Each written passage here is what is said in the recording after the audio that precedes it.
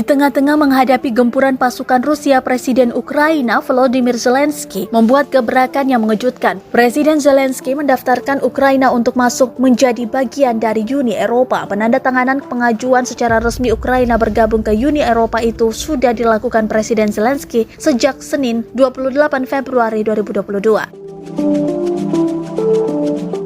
Sikap Presiden Ukraina mengundang kekaguman berbagai negara. Pasalnya, apa yang dilakukannya itu sebagai tanda pembangkangan terhadap Presiden Vladimir Putin. Perihal pengajuan permohonan Ukraina bergabung ke Uni Eropa itu diumumkan Wakil Kepala Kantor Presiden di Ukraina, Andriy Sybiha.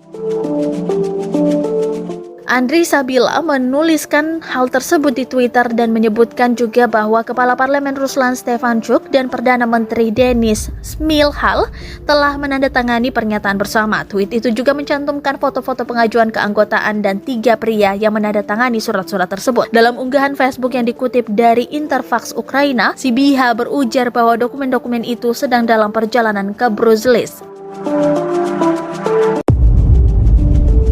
The Hills melaporkan, Zelensky pada Senin 28 Februari 2022 pagi meminta Ukraina dimasukkan ke Uni Eropa saat negaranya melawan invasi Rusia. Tujuan kami adalah untuk bersama dengan semua orang Eropa dan yang paling penting berada pada pijakan yang sama, kata Zelensky dalam video pidato menurut New York Times.